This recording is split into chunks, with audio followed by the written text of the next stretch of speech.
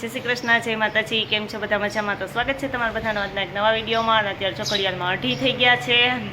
અત્યારે બપોરના કેમ કે બપોર પછીના 2:30 થઈ ગયા છે. આજ સવારે જ કંઈ ફ્રી થયા નહીં, એટલે કંઈ વ્લોગ ચાલુ કરવાનો વારો ન હોય તો બહુ મોડો છે. અત્યારે 2:30 વાગે છે વ્લોગ ચાલુ કર્યો ને કાલ તો વેટાણે 2:30 થયા ને તો એટલું બધું આમ કે વાતાવરણ ઓલું થઈ ગયું હતું ને કે એમ વરસાદ આખરી આવશે ને તે કાલે આવ્યો હતો વરસાદ એવો બધો બહુ જ અમારે તો આવ્યો હતો એ વરસાદ. આખા ફળિયામાં બધી પાણી ભરાઈ ગયું હતું. પણ આજે તો અત્યારે જો ધૂમ તડકો છે એટલે સારું વયો જાય. તો કેમ કે આ માવઠું કહેવાય, વરસાદ ચોમાસું તો છે નહીં અને આ વરસાદ આવે એટલે બધાને નુકસાન જ થાય. અને મારી મમ્મીને જો એક જગ્યાએ જવાનું હતું ને તો એ બહાર ગયા છે અને હમણાં એ આવી જાય ને પછી અમારે ને મીસુબેનને બધાને અમારે જવાનું છે ખડિયા. તો ફટાફટ અમે અમારા બધા થેલાને એવું પેક કરી લઈએ અને પછી અમે જઈએ.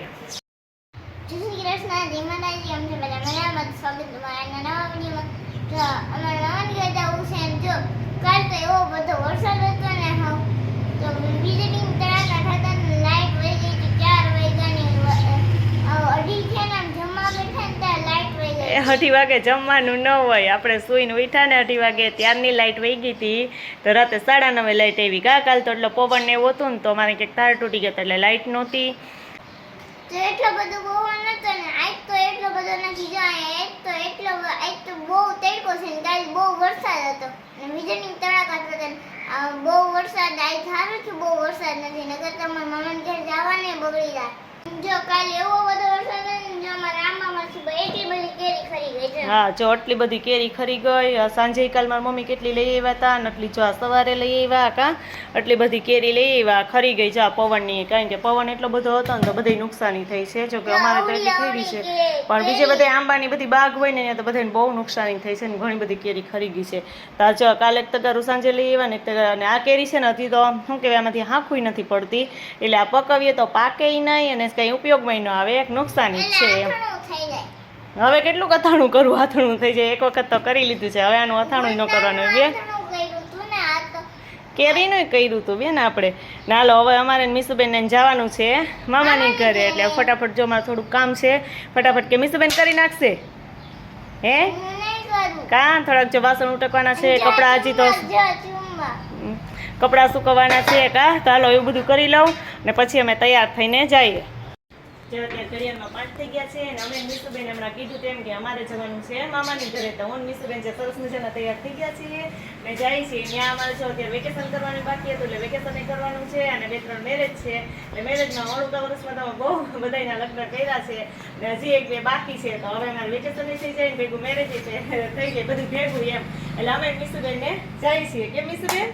મીસુબેન ને મામાની ઘરે જવાનું હોય એટલે મોજમાં જ આવી જાય. ચાલો ફટાફટ અમે જઈએ. તો જો અમે ઘરેથી કીધું તેમ હું મીસુબેન ખડિયા પહોંચી ગયા છે અને આવીને હજી તો જો અહીંયા થેલા મૂક્યા છે અને મીસુબેન તો સીધું રમવાનું કામ ચાલુ કરી દીધું છે.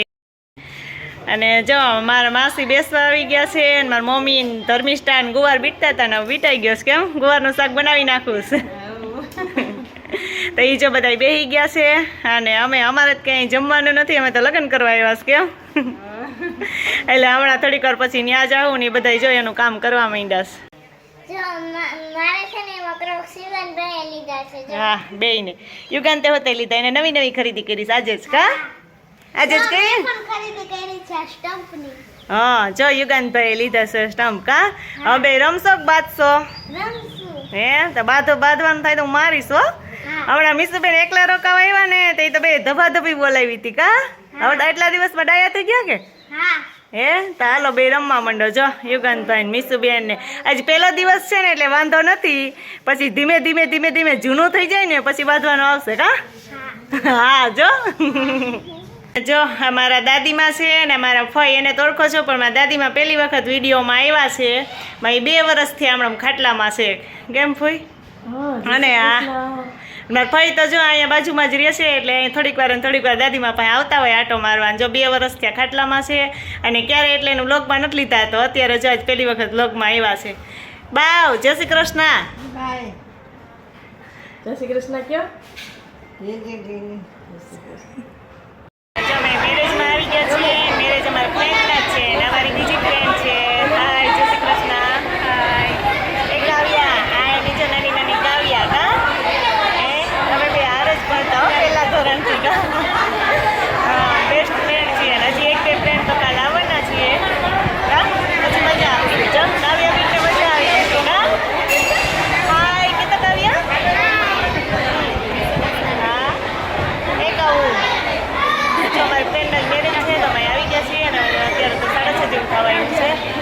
પાછા ઘરે જશું ને તો દાંડિયા રસમાં પાછા આવશું. કેમ આવું છે કે આવું જ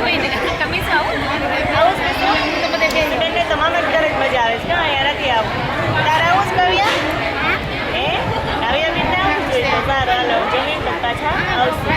અત્યારે જો ઘડિયાળમાં 9:30 થઈ ગયા છે અને અમારે જવું છે દાંડિયા રસ માટે. તો જો અમે રેડી થઈ ગયા. જો કે રેડી તો આવ્યા ત્યારના છીએ ને એ જ સ્થિતિમાં છીએ કે હમણાં મજા અમારે જવાનું છે દાંડિયા રસમાં. અને અમારા મીસુબેન ને બધા જો તૈયાર થઈ ગયા છે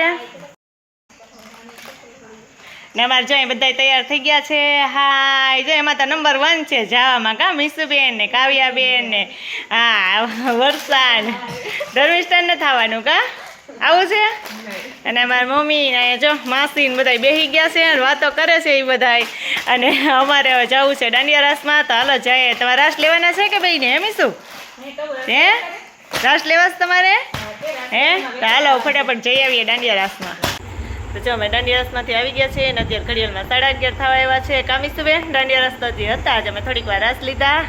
મીસુબેનને ઓમ ન લેવા હોય રસ, પણ હું લેતી હોય ને એટલે મારે હારે એને ડબકા દોરવા હોય કા. તો હવે જો અમે મીસુબેનને દાંડિયા રસમાંથી આવી ગયા છે અને મીસુબેનને હાલો નાઇટ ડ્રેસ પહેરવો છે તો એ ફટાફટ નાઇટ ડ્રેસ પહેરી લઈએ અને પછી સૂઈ જાય કા. એટલે પછી સવારે પાછું હજી લગ્નમાં જવું છે ને એટલે વહેલા ઉઠી જાય.